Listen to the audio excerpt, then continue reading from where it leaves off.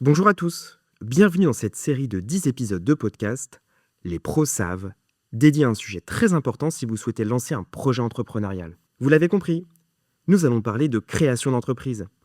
Et dans les 10 épisodes de cette série, produite par Massif Pro, la communauté, vous allez comprendre les bases avant de vous lancer dans le grand bain de l'entrepreneuriat. Je suis Grégoire Charroyer, expert en création d'entreprise et depuis 12 ans, j'accompagne les porteurs de projets à lancer leur activité. Mon objectif ? Vous faire partir du bon pied pour pérenniser votre projet. Pour ce premier épisode, on va parler d'un sujet qui fait souvent un peu peur, mais qui peut vraiment changer la trajectoire d'un projet. C'est le prévisionnel financier, aussi appelé business plan. Alors j'ai remarqué une chose, ceux qui prennent le temps de construire un prévisionnel sérieux avancent plus sereinement, prennent de meilleures décisions et au final, ont beaucoup plus de chances de pérenniser leur activité. Dans cet épisode, on va voir ensemble pourquoi le prévisionnel est un outil clé avant de se lancer, ce qu'il doit contenir concrètement, et comment l'utiliser au quotidien pour piloter son activité. Donc on va commencer par la question que tout le monde se pose.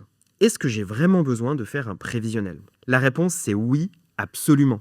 L'établissement des prévisions financières permet de vérifier la faisabilité et la viabilité de votre projet de création d'entreprise. Le prévisionnel est à la fois un outil pour vous, pour vérifier que votre projet tient la route, et un outil pour les autres, pour convaincre une banque, un investisseur, parfois un bailleur ou un partenaire. L'objectif d'un prévisionnel financier est de montrer que l'entreprise sera rentable et de vérifier la faisabilité du projet sur plusieurs années.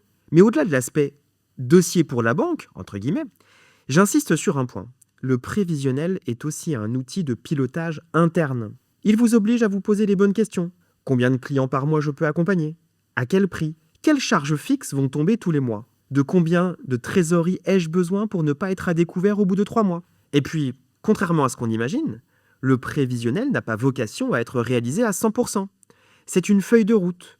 Il sert à anticiper, à tester différents scénarios, à voir ce qui se passe si le chiffre d'affaires est un peu plus bas que prévu ou si les charges augmentent. Alors maintenant qu'on a compris à quoi sert le prévisionnel, je vous propose de regarder ce qu'il contient concrètement avec une approche simple, sans jargon inutile. Dans la plupart des guides officiels, le prévisionnel financier est structuré autour de 4 parties principales qui peuvent paraître très techniques. Donc on va le traduire en 4 questions très concrètes. Première question, combien je pense vendre ? C'est la partie chiffre d'affaires du prévisionnel, que l'on trouve dans le compte de résultats prévisionnel sur 3 ans. Et là, on ne parle pas d'un chiffre au doigt mouillé, on part d'hypothèses réalistes, c'est-à-dire quel est mon prix moyen ? Combien de clients je peux raisonnablement toucher chaque mois, compte tenu de mon activité, de ma zone géographique, de mon temps disponible ?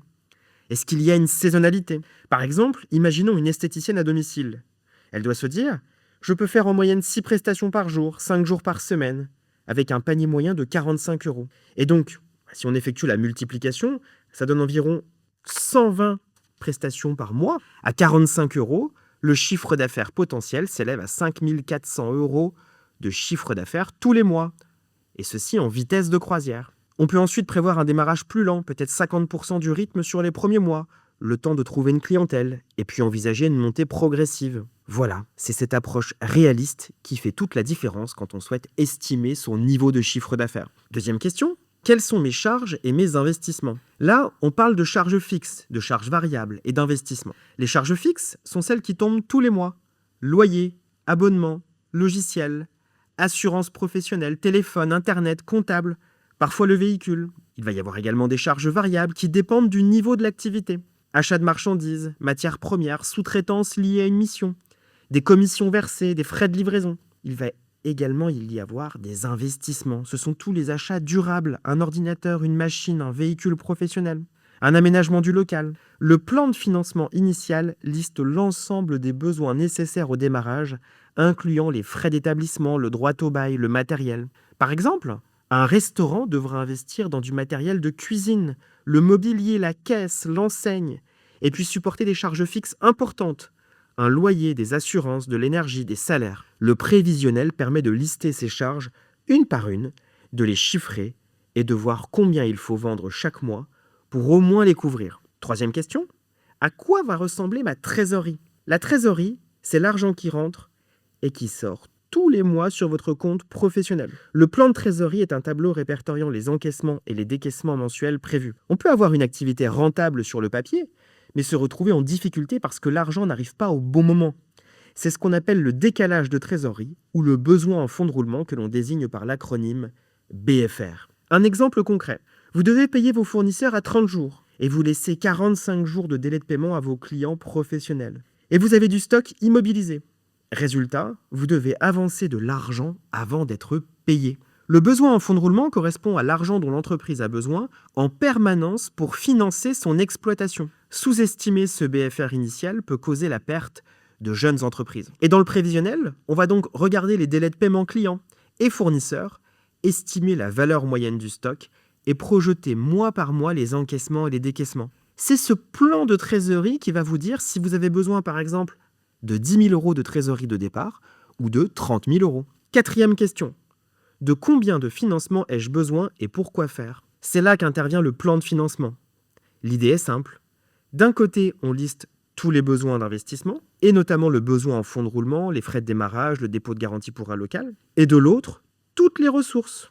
L'apport personnel, des éventuelles aides, des prêts bancaires, des prêts d'honneur, l'apport d'investisseurs potentiels. Attention, l'intégration du montant du BFR dans le plan de financement est indispensable pour bien couvrir l'ensemble des besoins financiers de l'entreprise à son démarrage. L'objectif est de voir si les ressources couvrent bien tous les besoins, sans oublier le besoin de trésorerie de départ. Alors maintenant, comment construire son prévisionnel étape par étape, sans se noyer dans les chiffres? Je vous propose une méthode en 5 étapes que vous pouvez appliquer quel que soit votre projet. Première étape, partir de la réalité terrain. Le prévisionnel ne se construit pas dans l'absolu. Il découle de votre étude de marché, de votre stratégie commerciale. Concrètement, ça veut dire que vous devez parler à vos futurs clients, regarder la concurrence, tester vos prix, vérifier s'il y a une saisonnalité, des périodes creuses, des pics d'activité. Sans ce travail, le chiffre d'affaires prévisionnel risque d'être déconnecté de la réalité. Deuxième étape, vous devez lister toutes vos charges et vos risques. Donc listez tous vos coûts en étant le plus exhaustif possible. Le loyer, la domiciliation, l'abonnement, les logiciels, l'assurance professionnelle, les frais de comptable, de banque, de communication, votre propre rémunération même si elle est faible au démarrage, les charges sociales et fiscales. À ce stade, il est très utile d'échanger avec un expert. Troisième étape, construire plusieurs scénarios de chiffre d'affaires. Plutôt que de faire un seul chiffre d'affaires figé, je recommande de construire au moins 3 scénarios. Un scénario prudent, un scénario réaliste et un scénario ambitieux. Par exemple, pour un e-commerce, un scénario prudent, ça peut être 10 commandes par jour à 40 euros de panier moyen. Réaliste avec 20 commandes. Ambitieux avec 30 commandes. On applique ensuite ces scénarios à nos charges et à la trésorerie pour voir ce qui se passe. À partir de quand je couvre mes charges?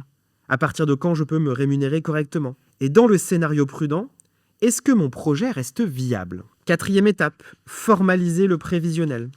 Une fois vos hypothèses posées, il s'agit de les traduire dans les tableaux prévisionnels classiques. Un compte de résultats prévisionnel sur 3 ans qui montre la rentabilité. Un plan de trésorerie mensuel, au moins pour la première année. Un bilan prévisionnel et un plan de financement. La bonne nouvelle, c'est que vous n'êtes pas obligé de tout construire à la main. Il existe des outils en ligne gratuits et fiables. D'autres solutions existent également, comme l'accompagnement d'un expert comptable qui évite les erreurs de calcul ou de structure. Et la 5e et dernière étape, valider et ajuster régulièrement. Un prévisionnel n'est jamais figé, c'est un document vivant que vous devez ajuster en fonction de la réalité du terrain, mois après mois, pour piloter efficacement votre activité. Alors maintenant, je vais quand même vous parler de quelques erreurs que je retrouve très souvent chez les créateurs. La première erreur, c'est de surestimer le chiffre d'affaires. On a tendance à raisonner en plein régime dès les premiers mois. En réalité, beaucoup d'activités mettent 6, 12, parfois 24 mois à atteindre leur vitesse de croisière. D'où l'intérêt des scénarios prudents et des montées en charge progressives. Deuxième erreur, oublier le besoin en trésorerie. On se concentre sur la rentabilité annuelle et on oublie que les loyers, les charges et parfois les salaires tombent dès le premier mois. Alors que le chiffre d'affaires, lui, met du temps à arriver. Un besoin en fonds de roulement mal évalué est une cause très fréquente de tension de trésorerie, même pour des activités rentables. Troisième erreur, sous-estimer les charges sociales et fiscales, surtout quand on change de statut, quand on passe du salariat à l'indépendance ou quand on sort de la micro-entreprise. Un expert comptable ou un conseiller spécialisé peut vraiment sécuriser cette partie. Quatrième et dernière erreur, faire le prévisionnel uniquement pour la banque. On le remplit une fois, on l'imprime et on ne le regarde plus. Alors que sa vraie valeur, c'est de vous aider à piloter votre activité au quotidien, à prendre des décisions du type est-ce que vous pouvez embaucher, est-ce que vous pouvez investir, est-ce que vous pouvez augmenter votre rémunération. Vous devez le faire évoluer, ce prévisionnel. Alors on arrive au terme de cet épisode et j'aimerais vous laisser avec 3 idées fortes. La première, c'est que le prévisionnel n'est pas réservé aux demandes de financement. C'est un outil concret pour vérifier la viabilité de votre projet, anticiper vos besoins et dormir un peu plus tranquille. La deuxième, c'est qu'un bon prévisionnel n'est jamais figé. Il repose sur des hypothèses qu'on ajuste en fonction de la réalité de terrain. Il permet de préparer plusieurs scénarios, d'anticiper les coups durs, mais aussi d'identifier les opportunités. La troisième, c'est que vous n'êtes pas obligé de faire ça seul. Vous pouvez vous appuyer sur des outils en ligne fiables, sur des réseaux d'accompagnement, sur des experts comptables, sur votre banque, et bien sûr votre assureur pour intégrer la dimension des risques dans vos prévisions. Alors, si vous avez un projet de création ou de reprise d'entreprise, je vous encourage vraiment à prendre ce temps de réflexion pour construire un bon prévisionnel. Ce n'est pas du temps perdu, au contraire. C'est souvent ce qui fait la différence entre un projet fragile et une entreprise qui tient bon dans la durée. Merci pour votre écoute et à très bientôt pour un nouvel épisode consacré à la création d'entreprise.